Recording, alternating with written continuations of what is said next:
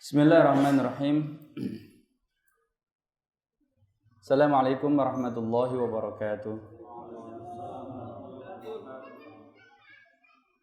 Alhamdulillahirabbil alamin wassalatu wassalamu ala asyrafil anbiya wal mursalin wa ala alihi wa ashabihi wa man tabi'ahum bi ihsanin ila yaumiddin. Rabbi ishrah li sadri wa yassir li amri wahlul 'uqdatam min lisani yafqahu qawli. Amma ba'd, jamaah semua dimulakan Allah Subhanahu wa taala, kita lanjutkan kajian kita tafsir juz 30 atau juz An-Naba. Sekarang kita masuk pada ayat yang ke-11. Kisah dari kaum Tsamud. Allah silakan dibuka semuanya jemaah, kisah kaum Tsamud. Allah SWT menyebutkan kadzabat Tsamud bitaghwaha idzin ba'atha ashqaha faqala lahum Rasulullah naqatallahi wa suqiyaha fakadzabuhu faqaruha fadamdama 'alaihim rabbuhum bidzanbihim fasawwaha wa la yakhafu uqbaha. Kaum Tsamud telah mendustakan rasulnya karena mereka melampaui batas. Ketika bangkit orang yang paling celaka di antara mereka, lalu Rasulullah SWT saleh berkata kepada mereka, biarkanlah unta betina Allah dan minumannya. Lalu mereka mendustakannya dan menyembelih unta itu, maka Tuhan mereka membinasakan mereka disebabkan dosa mereka. Lalu Allah menyamaratakan mereka dengan tanah. Allah tidak takut terhadap akibat tindakannya itu. Jamaah makan Allah Subhanahu wa taala. Allah SWT menyebutkan pada ayat yang ke-11 kadzabat Tsamud bitaghwaha, dan di sini Allah SWT mencontohkan salah satu bentuk pelanggaran jamaah melakukan Allah Subhanahu wa taala atau menyelisih perintah Allah Subhanahu wa taala, karena pada ayat sebelumnya Allah menyebutkan fa'alhamaha fujuraha wa taqwaha qad aflaha man zakkaha wa qad khaba man dassaha. Nah, kemudian Allah Subhanahu wa taala kemudian mencontohkan bagaimana nasib orang yang mengotori jiwanya dengan dosa dan dengan kemaksiatan. Maka Allah memberikan contoh, salah satunya adalah kaum Tsamud, yaitu kaum Nabi Saleh alaihi salam. Sedikit mengenal kaum Tsamud jamaah dimulakan Allah Subhanahu wa taala.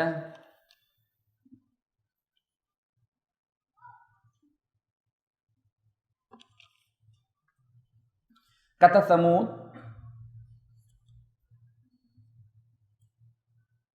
itu diambil dari salah satu nama, salah satu keturunan dari Nabi siapa? Dari Nabi Adam ya. Yaitu Nabi Adam, Nabi Nuh. Salah satu keturunan dari anak Nabi Nuh. Tsamud bin Abir bin Iram bin Sam bin Nuh. Dari Tsamud tersebutlah, dari salah satu keturunan anak Nabi Nuh, diambil nama Tsamud.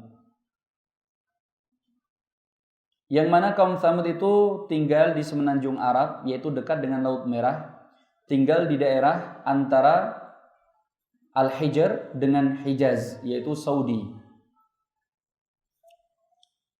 Mereka tinggal di daerah Al-Hijr, yaitu antara Hijaz Saudi dengan Syam, atau letaknya di Tabuk.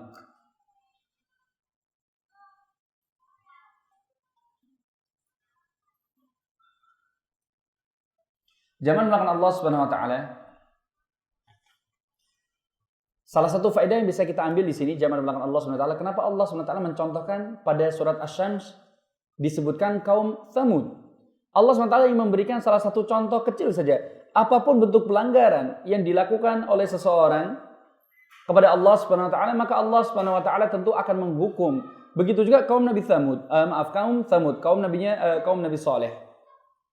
Yang mana kaum Tsamud ini termasuk salah satu kaum yang mendustakan Allah Subhanahu wa taala, akan tetapi pelanggaran tambahannya itu pada dasarnya lebih kecil, lebih sedikit daripada kaum-kaum yang lainnya. Tapi ternyata yang didapatkan dari azab Allah Subhanahu wa taala juga tidak kalah dahsyat dengan azab yang diberikan kepada kaum-kaum yang lainnya. Karena inti pertama kali Allah SWT akan mengadab suatu kaum apabila kaum tersebut itu ingkar kepada Allah Subhanahu wa taala.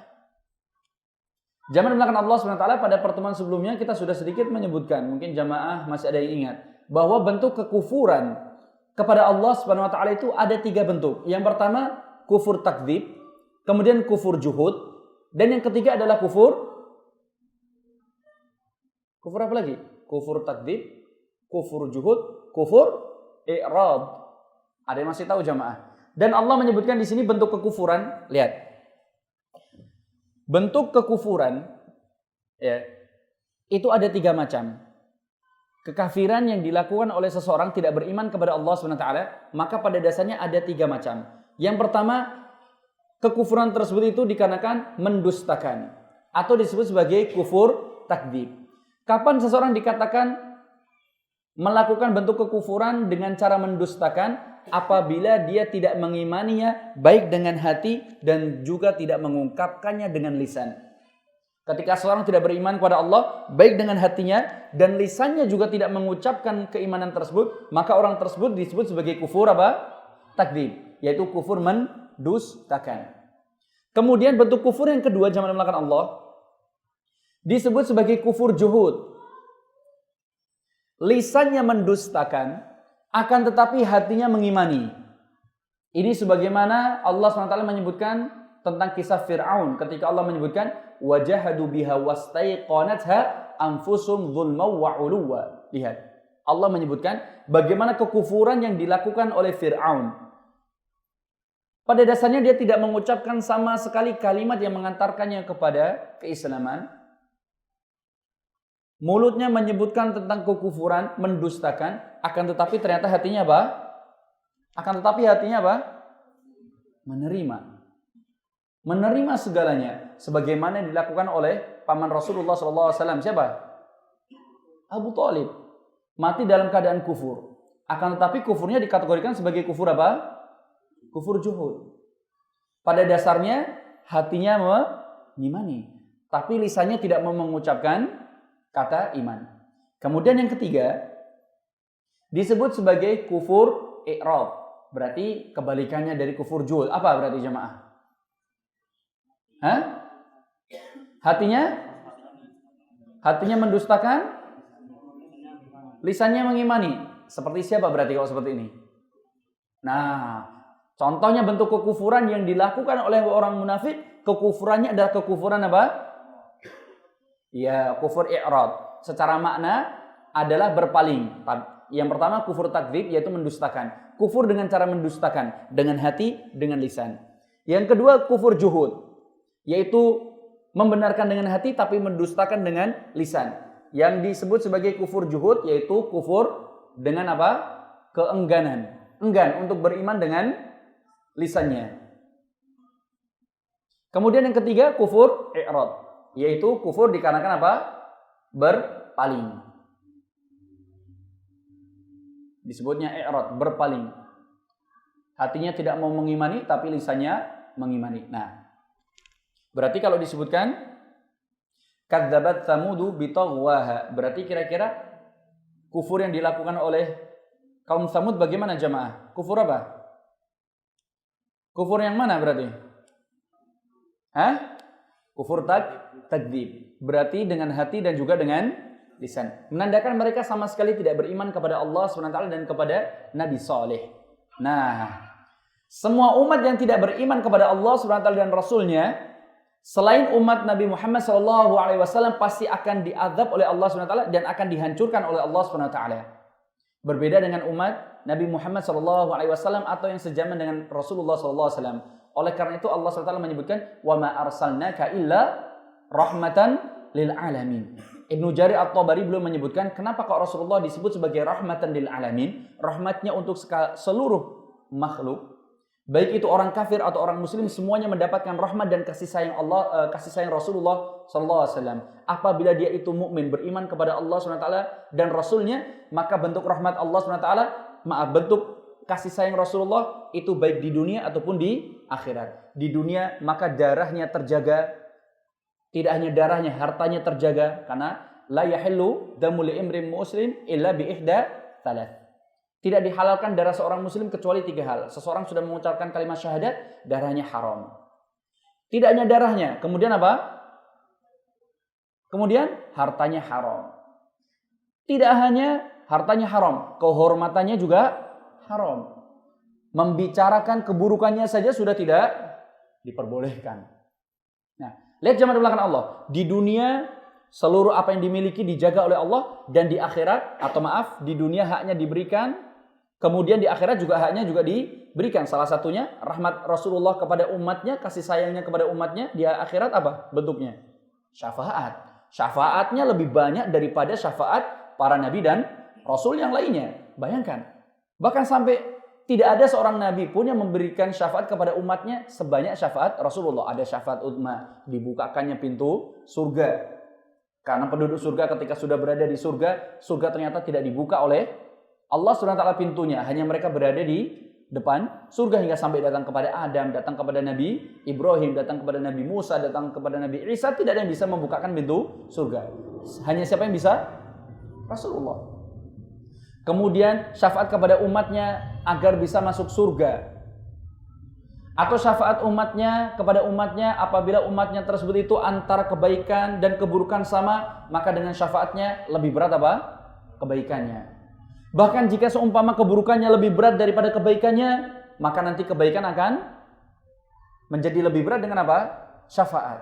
Ada yang sudah hampir terjatuh ke dalam jurang neraka, dengan syafaatnya diselamatkan. Bahkan ada yang sudah masuk ke dalam neraka, dengan syafaat Rasulullah dimasukkan ke dalam surga. Dan ini tidak diberikan kecuali kepada siapa? Umat Rasulullah. Bahkan Rasulullah diberikan satu syafaat khusus hanya untuk pamannya, yaitu siapa? Abu Thalib, yaitu diringankan siksaannya. Lihat jamaah dimulakan Allah Subhanahu wa taala. Ini Rasulullah diberikan rahmat atau dijadikan sebagai rahmat, penebar kasih sayang baik kepada orang yang mengikutinya, yang beriman kepadanya, maka diberikan kasih sayang di dunia dan di akhirat. Sementara untuk orang kafirnya, Rasulullah juga menunjukkan rasa kasih sayangnya apa? Bahwa Rasulullah tidak akan pernah mendoakan keburukan kepada mereka. Bahkan sampai kisah di Taif, yang kisah masyhur, Rasulullah dipukuli, Rasulullah dilempari batu hingga sampai berdarah, mengucur darah dari keningnya sampai kepada mana? Hingga sampai ke kaki Rasulullah SAW. Apakah Rasulullah mendoakan keburukan? Tidak sama sekali. Bahkan Rasulullah mendoakan kebaikan. Lihat, ini berbeda dengan umat-umat terdahulu. Jika umat terdahulu mereka tidak beriman dengan Allah SWT dan Rasulnya, seketika itu Allah SWT akan memberikan azab. Nah, begitu juga dengan kaum Tsamud. Allah menyebutkan contoh kaum Tsamud pada surat Asy-Syams di sini. Ini merupakan bentuk contoh kecil pelanggaran atau bentuk kekufuran mereka kepada Allah dan Rasulnya. Ditambah dengan dosa yang lebih kecil dibandingkan dengan dosa-dosa umat yang lainnya. Kaum Tsamud, selain mereka kufur kepada Allah, ini dosa yang paling utama. Kenapa Allah memberikan musibah atau memberikan azab kepada mereka? Ditambah lagi apa pelanggarannya lagi? Nah, menyembelih unta. Hanya menyembelih unta tambahannya. Sementara umat-umat yang terdahulu, dosanya lebih besar lagi.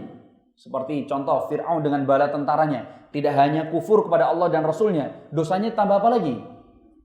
Memperbudak Bani Israel, membunuh Bani Israel, membunuh anak-anak laki-laki Bani Israel, dan yang lain-lain. Dosanya lebih berat. Kaum Nabi Lut, selain kufur kepada Allah dan Rasulnya, dosanya apa lagi?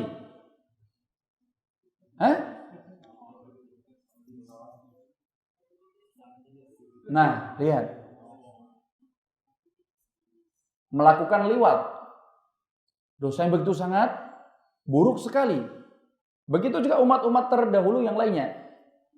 Allah SWT di sini ingin menyampaikan, tidak memandang dosa apa tambahannya selama dia kufur kepada Allah SWT dan Rasulnya, maka kaum tersebut itu berhak untuk mendapatkan apa? Azab Allah SWT. Tapi ini berlaku untuk umat sebelum Rasulullah SAW. Selain dari umat Rasulullah akan mendapatkan hal tersebut. Tapi ketika Rasulullah diutus, maka sudah dihapuskan oleh Allah SWT. Selanjutnya jamaah dimulakan Allah SWT. Allah SWT menyebutkan idzim ba'atha ashqaha. Kemudian bangkit orang yang paling celaka di antara mereka. Sebagian riwayat disebutkan namanya adalah Qudhar bin Salif, yaitu orang yang menyembelih unta Nabi Saleh. Jamaah dimulakan Allah SWT.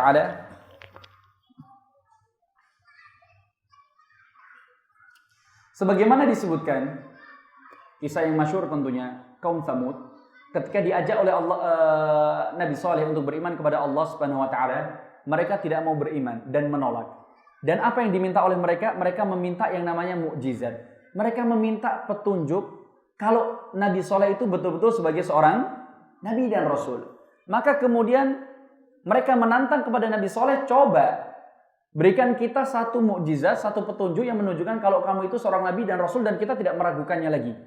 Tapi sekali lagi, ini semuanya hanya omong kosong. Dan tidak hanya kaum Nabi Saleh saja, kaum Tsamud tidak. Bahkan seluruh kaum-kaum yang lainnya, umat-umat terdahulu yang lainnya juga ternyata meminta satu hal yang sama kepada para nabi dan rasul. Akan tetapi mereka ternyata selalu mendustakan. Begitu juga kaum Tsamud. Mereka meminta satu bukti untuk meyakinkan mereka bahwa Nabi Saleh itu adalah seorang nabi dan rasul. Mereka meminta, coba buktikan. Kalau kamu memang nabi dan rasul, keluarkan unta dari dalam batu. Kemudian Nabi Saleh meminta kepada Allah SWT dan membelah batu tersebut. Kemudian keluar apa? Unta betina. Setelah keluar, maka kemudian Nabi Saleh meminta kepada mereka agar supaya mereka juga memberikan hak dari unta tersebut, yaitu satu hari atau ada waktu khusus bagi unta betina tersebut itu untuk minum, dan waktu yang lainnya boleh untuk kaum Tsamud, bergantian. Jamaah dimulakan Allah SWT, akan tetapi sebagaimana sudah kita sebutkan, meskipun sudah ditunjukkan, dan ini tidak hanya kepada kaum Tsamud, bahkan sampai kepada Fir'aun ketika Allah menyebutkan walaqad ra'ainahu ayatina kullaha fakadzdzaba wa aba. Begitu juga kepada Fir'aun.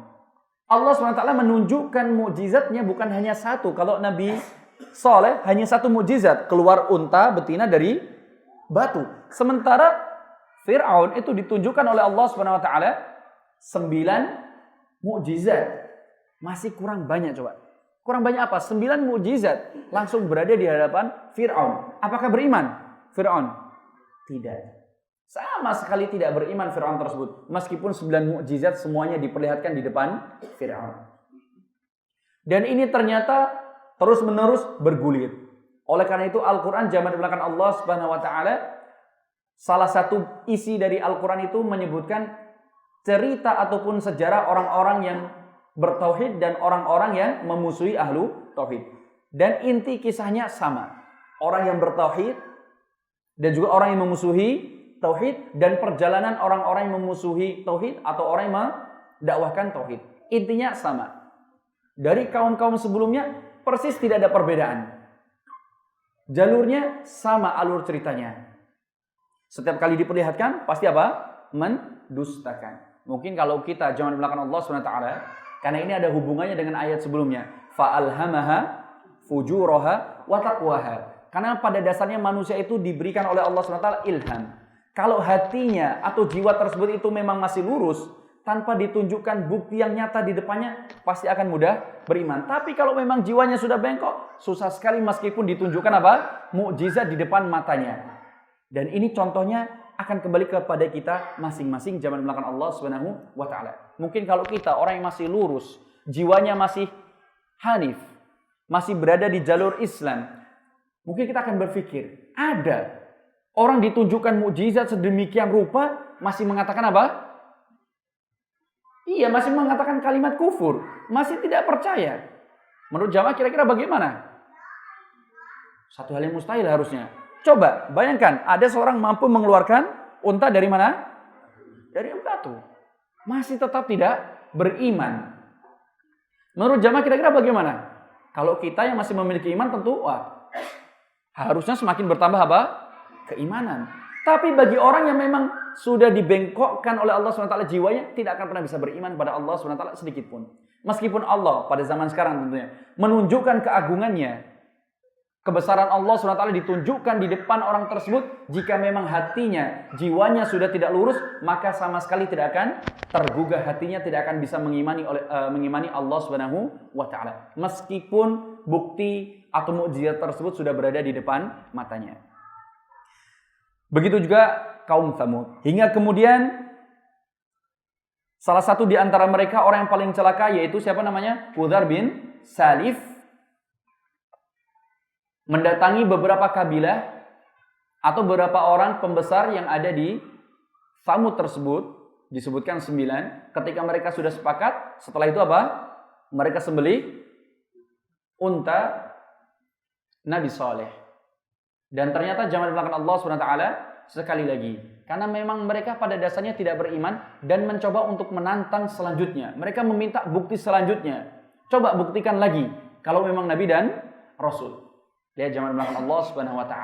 Sekali lagi menantang. Hingga kemudian Allah SWT menghancurkan mereka. Dan di akhir ayat disebutkan, fadamdama alaihim rabbuhum bidzambihim fasawwaha wala yakhafu uqbaha. Yang terakhir ayat Allah Subhanahu wa taala, wala yakhafu uqbaha. Di sini ulama berbeda pendapat masalah tafsirnya. Kira-kira siapa yang tidak takut? Kalau di terjemahan disebutkan yang tidak takut siapa? Yang tidak takut dengan tindakannya siapa? Allah. Allah tidak takut dengan tindakannya. Seakan-akan di sini ada bentuk keraguan. Masa sih Allah SWT akan takut? Jadi mustahil. Kenapa kok disebutkan wala yakhafu uqbaha? Kenapa Allah harus takut? Karena Allah SWT menciptakan mereka. Nah, ulama di sini menyebutkan makna wala yakhafu uqbaha. Pada dasarnya Allah SWT tidak akan ragu sama sekali. Allah SWT tidak akan ragu sama sekali. Dan apa yang dilakukan oleh Allah SWT ini bukan bentuk kedzaliman. Ini yang akan disampaikan oleh Allah SWT pada ayat tersebut. Bahwa Allah menyampaikan, Allah tidak ragu sama sekali ketika melakukan hal tersebut. Karena Allah ketika melakukan, ini bukan bentuk kedzaliman. Dan di satu riwayat disebutkan, wala yakhafu uqbaha, yang dimaksudkan, yang tidak takut di sini bukan Allah. Akan tetapi Nabi Saleh. Nabi Saleh pada dasarnya tidak ragu dan tidak takut sama sekali akan azab yang menimpa kaumnya. Jika seumpama azab tersebut akan tertimpa juga kepadanya, maka dia sama sekali tidak takut untuk menghadapinya. Tapi Allah SWT menyelamatkan Nabi Saleh. Dan ini berlaku hanya untuk Nabi dan Rasul. Seseorang sesoleh apapun, kalau Allah menimpakan azab, menimpakan musibah, maka belum tentu jaminan orang tersebut itu akan selamat. Yang khusus itu untuk Nabi dan Rasul. Sebagaimana Allah menyebutkan bagaimana? Wa ma kana Allah mu'adzibahum wa ma kana Allah liyu'adzibahum wa anta fihim wa ma kana Allah mu'adzibahum wa hum mustaghfirun. Lihat. Allah SWT menyebutkan bahwa tidaklah Allah SWT akan mengadab mereka selama engkau masih ada di tempat tersebut, yaitu kepada Rasulullah SAW Muhammad. Artinya jamaah, tidak mungkin Allah menurunkan suatu musibah, suatu adab ketika di situ ada seorang Nabi dan Rasul. Kecuali Nabi dan Rasul tersebut sudah dikeluarkan, maka ada kemungkinan Allah akan menimpakan adab musibah. Tapi ini tidak berlaku bagi orang soleh. Sesoleh apapun orang tersebut, mau dikatakan sebagai wali atau apapun, jika Allah menimpakan musibah, maka tidak ada jaminan bagi orang tersebut untuk selamat. Nah, kalau jamaah sering baca hidayah, hikayat, kemudian apa lagi? Apalagi yang semisal, biasanya ini diceritakan, kalau ada musibah, nanti ada satu rumah, orang soleh tersebut tidak terkena. Tidak ada jaminan demikian jemaah belakang Allah. Yang ada jaminan Allah tidak akan menimpakan musibah ataupun menimpakan azab itu kalau di situ ada seorang Nabi dan Rasul dan pasti akan diselamatkan. Tapi kalau itu hanya orang soleh maka tidak. Nah, jemaah belakang Allah SWT, dengan begitu maka kita sudah selesai membacakan surat Asy-Syams, begitu juga dengan tafsirnya. Sampai di sini sebelumnya jemaah ada yang ditanyakan sebelum kita masuk surat Al-Balad. Iya. Kadang-kadang kita terdengar wala yakhafu wala sama fala Ustaz. Iya. Karena memang ada dua riwayat. Ada riwayat menyebutkan dengan menyebutkan huruf atofnya dengan wala, dan satu riwayat disebutkan dengan fala yakhafu uqbaha. Memang ada dua riwayat bacaan tersebut. Sudah jemaah, tapi yang masyhur yaitu dengan wala yakhafu uqbaha. Cukup jemaah, masuk surat Al-Balad. Mungkin cuma 2 ayat saja yang kita bahas pada surat Al-Balad pada kesempatan kali ini. Ya. Allah SWT menyebutkan la uqsimu bihadzal balad wa anta hillum bihadzal balad wa walidi wa ma walad. Jamaah belakang Allah SWT, surat Al-Balad.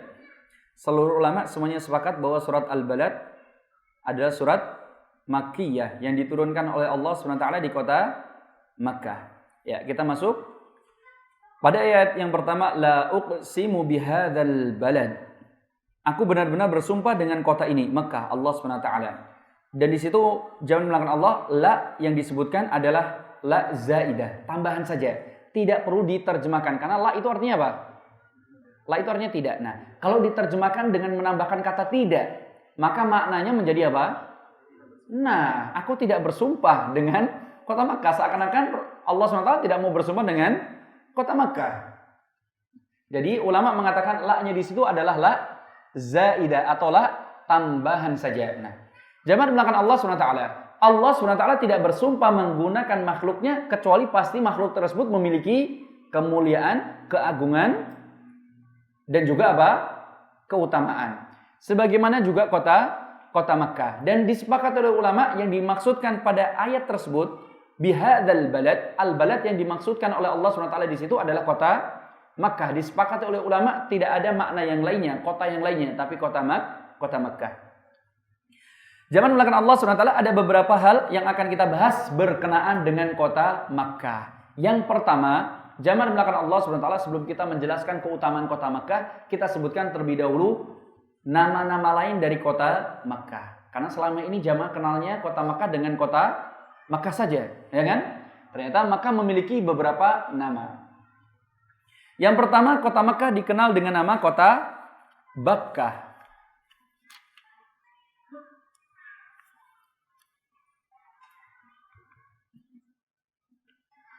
Disebut apa? Bakkah. Sebagaimana Allah SWT menyebutkan inna awwala baiti wudi'a lin-nasi lalladzi bi Bakkata mubaraka wa hudal lil alamin. Sesungguhnya rumah yang pertama kali dibangun untuk manusia yaitu adalah di Bakkah, yang mana di situ terdapat barokah dan juga petunjuk bagi seluruh makhluk. Zaman belakang Allah SWT, nama yang pertama adalah Bakkah. Nah, lantas apa sih makna Bakkah? Di sini ulama menyebutkan ada beberapa makna dari kata Bakkah. Yang pertama, Bakkah karena diambil dari kata Bakka, ia buku, yang artinya itu menundukkan. Yaitu kota Makkah disebut sebagai kota Bakkah karena kota Makkah itu merupakan salah satu kota yang bisa menundukkan orang-orang yang sombong. Dan orang sombong tidak akan pernah bisa masuk ke dalam kota Makkah. Orang yang sombong, zalim, dan yang lain-lain akan selalu dijaga oleh Allah SWT dari orang-orang tersebut. Kemudian yang kedua, makna Bakkah artinya adalah daqqa yaduku atau disebut dengan kata izdiham, yaitu berdesak-desakan. Kenapa kota Makkah disebut dengan kata Bakkah? Karena kota Makkah itu salah satu kota yang penuh sesak ketika sudah masuk musim haji. Antara satu orang dengan yang lainnya saling berdesak-desakan. Itu alasan kenapa Makkah disebut dengan kata Bakkah. Kemudian yang ketiga, kenapa disebut sebagai Bakkah? Karena Bakkah diambil dari bahasa Babilonia, yang artinya adalah bait.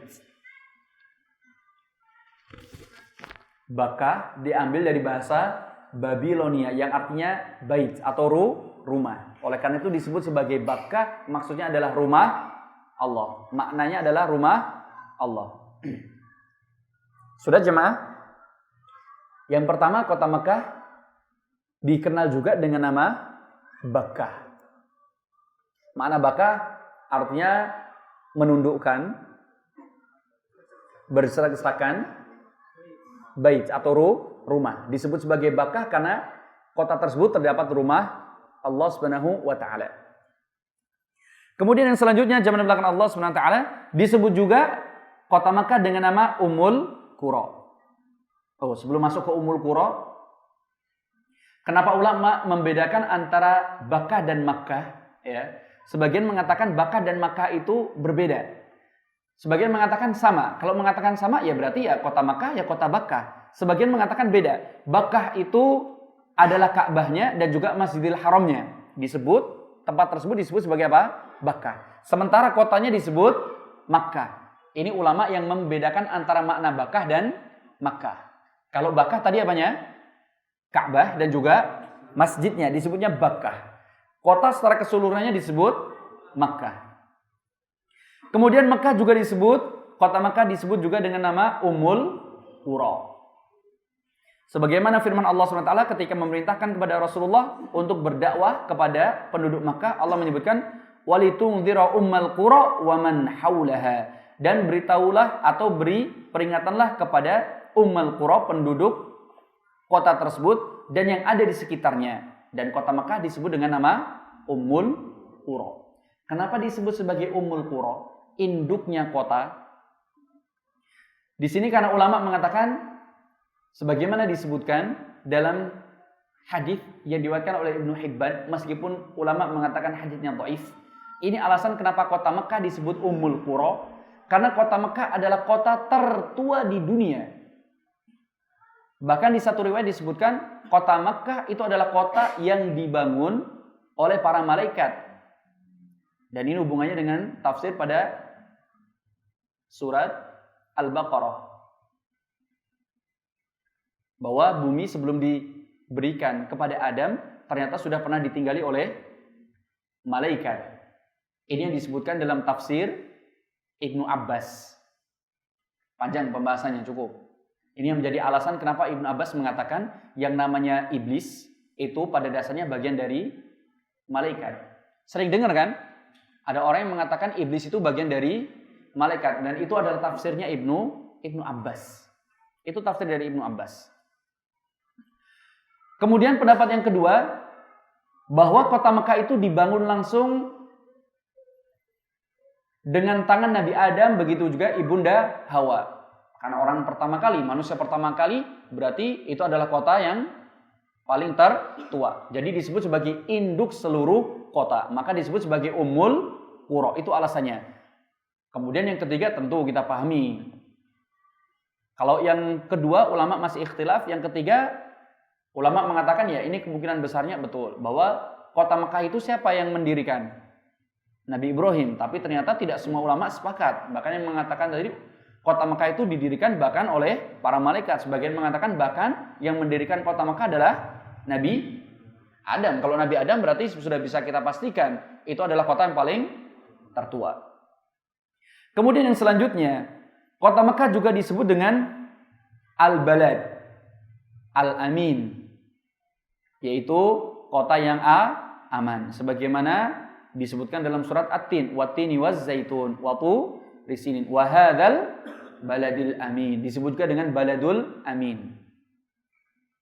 Sesuai dengan doa Nabi Ibrahim ketika berdoa kepada Allah, Rabbij'al hadza balada wa rabbij'al hadzal balada amina. Ya Allah, jadikanlah kota ini menjadi kota yang aman. Aman dari kelaparan, aman dari rasa takut. Dan itu salah satu kenikmatan terbesar dan sudah pernah kita singgung. Kemudian dikenal juga dengan nama Baitul Atiq atau Al-Bait Al-Atiq. Al-Bait Al-Atiq. Sebagaimana firman Allah SWT,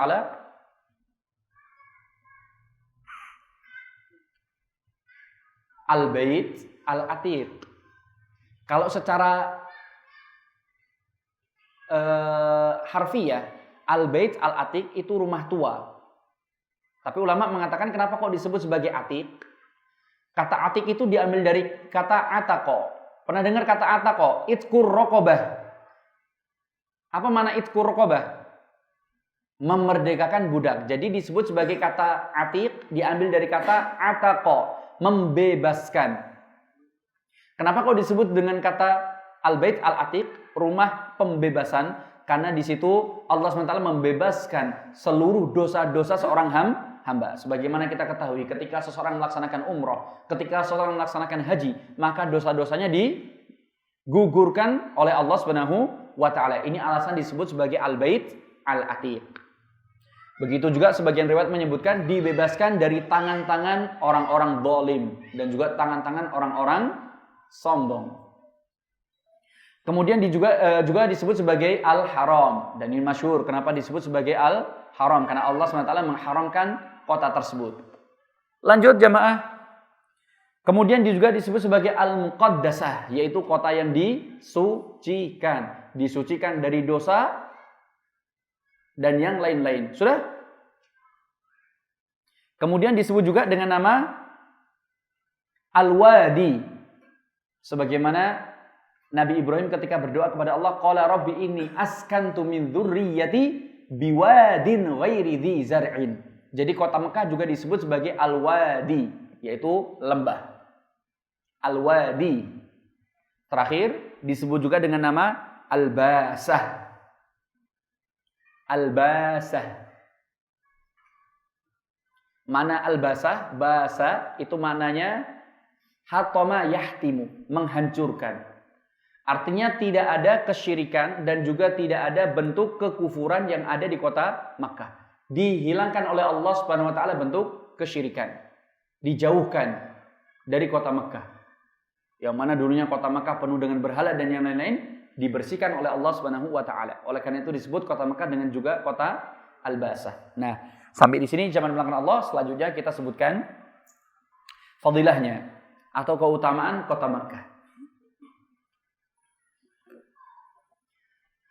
Zaman belakang Allah Subhanahu wa taala, karena Allah Subhanahu wa taala ketika menyebutkan satu makhluk dan Allah bersumpah dengan makhluk tersebut, maka bisa dipastikan makhluk tersebut memiliki keutamaan. Dan keutamaannya apa? Salah satunya Allah menjadikan kota Makkah adalah kota haram. Nah, saya mau tanya, zaman belakang Allah, kota yang dijadikan oleh Allah SWT itu haram. Yang dimaksudkan oleh haram oleh Allah SWT dan Rasulnya sebagaimana disebutkan dalam hadits muttafaqun alaih. Inna Makkata harramallahu walam yuharrimhan nas. Wah, langsung aja saya sebutkan. Hadisnya panjang. Sesungguhnya kota Makkah itu diharamkan oleh Allah SWT, bukan diharamkan oleh manusia. Dan haram di situ diharamkan untuk menumpahkan darah, diharamkan untuk mengambil harta seseorang, diharamkan untuk apa lagi? Mengambil harta seseorang, diharamkan apanya? Pohon-pohonnya, diharamkan untuk membunuh hewan-hewannya, semuanya haram. Kecuali hanya satu kali saja dihalalkan oleh Allah SWT. Kapan? Kota Makkah pernah menjadi halal, menjadi kota halal, artinya di situ boleh ditumpahkan darah dan yang lain-lain. Kapan? Ketika Rasulullah SAW melakukan Fathu Makkah. Maka kemudian Rasulullah mengingatkan kepada umatnya, barang siapa yang masih mengatakan kota Makkah itu halal, maka dia telah berdusta tentunya. Karena dihalalkan hanya sejenak ketika Fathu Makkah dan dikembalikan oleh Allah SWT kembali haram. Karena ada orang yang dibunuh ketika Fathu Makkah. Bahkan ketika itu dia bergelantungan di mana? Di salah satu tirai Ka'bah. Tapi karena dia sudah berbohong kepada Rasulullah, mengaku masuk Islam, kemudian dibawa ke kota Madinah, diterima, dijamu, ternyata tujuannya hanya ingin balas dendam dan membunuh salah satu orang Ansor dengan cara dipanah ketika malam hari ketika sedang sholat.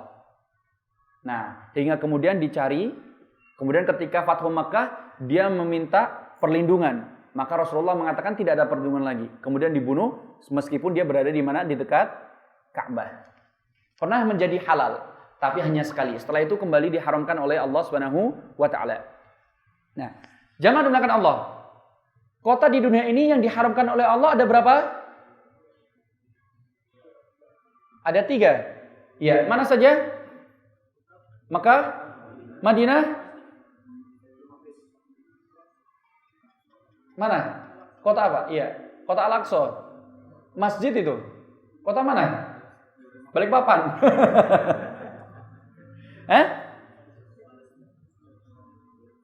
Kotanya namanya apa? Al-Quds. Iya. Enggak jamaah. Tanah haram itu cuma 2. Makkah dan Madinah. Sementara Al-Quds itu bukan tanah haram. Tanah haram cuma 2, Makkah dan Madinah. 2 kota saja. Bukan 3. 2, Makkah dan Madinah. Nah, diharamkan oleh Allah SWT. Apapun di situ haram. Bahkan tidak boleh seseorang apa? Memotong pohon-pohon yang tumbuh di mana? Di kota Makkah, kecuali ditanam oleh tangan manusia. Tapi kalau tumbuh dengan sendirinya, maka tidak boleh dipotong. Kecuali hanya pohon idkhir. Yaitu pohon yang biasa digunakan untuk bangun rumah. Maka boleh. Selainnya tidak boleh. Hewan apapun tidak boleh dibunuh, kecuali hewan tersebut dikategorikan sebagai hama atau yang memberikan madarat atau bahaya, seperti khamsul fawasik yuqtal fi al-hil wal haram. Ada 5 hewan pengerat yang memang boleh dibunuh meskipun berada di tanah haram. Ular, kelabang, kemudian apa?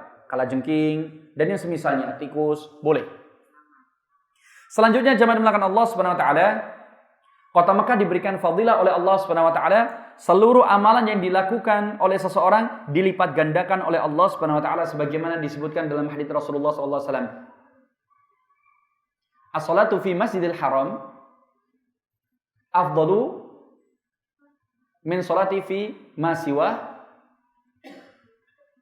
atau disebutkan dalam hadits Rasulullah SAW, afdalu min mi'ati alf salat fi ma siwa, bahwa salat di Masjidil Haram itu lebih baik daripada 100.000 salat di masjid selainnya. Nah, dan kekhususannya lagi jamaah dimulakan Allah Subhanahu wa taala, untuk Masjidil Haram meskipun disebutkan salat di Masjidil Haram, seluruh ulama semuanya sepakat bahwa salat yang dilipat gandakan oleh Allah hingga sampai 100.000 kali lipat, atau seluruh amalan akan dilipat gandakan oleh Allah SWT hingga sampai kelipatan 100.000 kali lipat, itu tidak hanya terbatas dilakukan di Masjidil Haram. Berbeda dengan Masjid Nabawi. Kalau Masjid Nabawi, seluruh ulama semuanya sepakat. Kalau kita datang umroh, kemudian datang ke Madinah, kita sholat di hotel, pahalanya berapa? Ya sama sebagaimana kita sholat di tempat kita. Kapan kita mendapatkan pahala 1.000 kali lipat? Sebagaimana hadits Rasulullah, man sholat fi masjid hada, Masjid Nabawi. Barang siapa yang sholat di masjidku ini, Masjid Nabawi, afdalu min alf sholatin fi masiwa.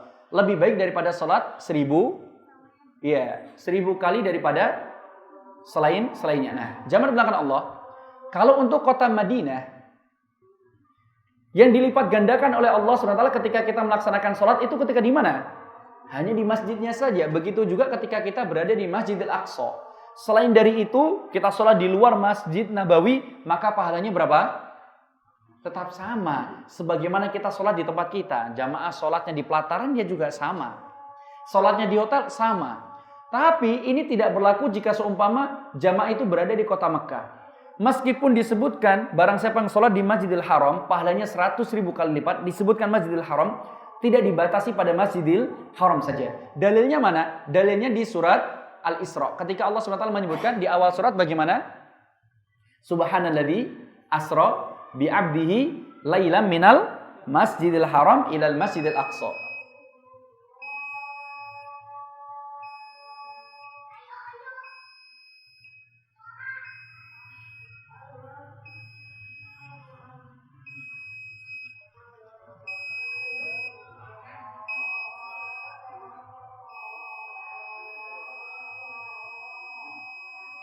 Nah, Allah SWT menyebutkan, Maha Suci Allah yang melakukan atau menjalankan hambanya dari mana? Masjidil Haram ke Masjidil Aqsa. Nah, jamaah bisa lihat di seluruh tarikh, di seluruh sejarah, bahwa Rasulullah itu ketika diisrakan dan melakukan mi'raj itu dimulai dari mana? Salah. Rasulullah ketika itu tidak di Masjidil Haram. Rasulullah ketika itu berada di rumah. Di rumahnya, bukan di masjid Rasulullah ketika itu. Rasulullah bukan di masjid, tapi Rasulullah di mana? Di rumahnya. Tapi ternyata Allah masih tetap menyebutkan apa?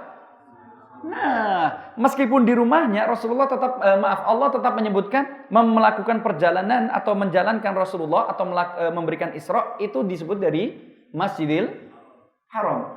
Dari pendapat ini maka ulama semuanya mengatakan sholat dimanapun selama itu masih di wilayah Al-Haram, maka dia tetap mendapatkan pahala berapa? 100.000. Antum sholat di hotel, pahalanya masih sama. Oleh karena itu kenapa hotel itu selalu disediakan apa? Musola langsung nyambung. Karena memang dikatakan pahalanya sama. Kita sholat di masjid manapun, di Masjidil Haram, maka pahalanya tetap apa? Atau maaf, di Tanah Haram, maka pahalanya tetap 100.000. Nah, ini kekhususan khusus untuk kota Mekah. Selama kita masih berada di daerah wilayah haram, maka pahala kita atau sholat kita tetap dilipat gandakan oleh Allah. Berbeda dengan Masjid Nabawi atau kota Madinah dan juga kota yang lainnya. Pahalanya terbatas hanya pada masjidnya saja. Tapi tentunya jamaah, meskipun pahalanya dilipat gandakan oleh Allah hingga sampai berapa? 100.000. 1000 kali lipat meskipun bukan di Masjidil Haram, tapi pahala tersebut akan semakin besar dan semakin banyak ketika semakin dekat dengan apa? Dengan Ka'bah. Semakin dekat dengan Ka'bah itu pun akan semakin memperbanyak pahalanya. Nah, bukan berarti nanti ayo sudahlah sholat di hotel aja. Kan pahalanya juga sama. Iya betul, pahalanya sama, tapi pahala dari sholat berjamaahnya dan pahala sholat di Masjidil Haramnya akan menjadikan berbeda. Wallahu ta'ala alam, insyaallah akan kita bahas pada pertemuan yang akan datang. Kita tutup dengan doa kafaratul majlis. Subhanakallahumma wa bihamdika asyhadu an la ilaha illa anta astaghfiruka. Assalamualaikum warahmatullahi wabarakatuh.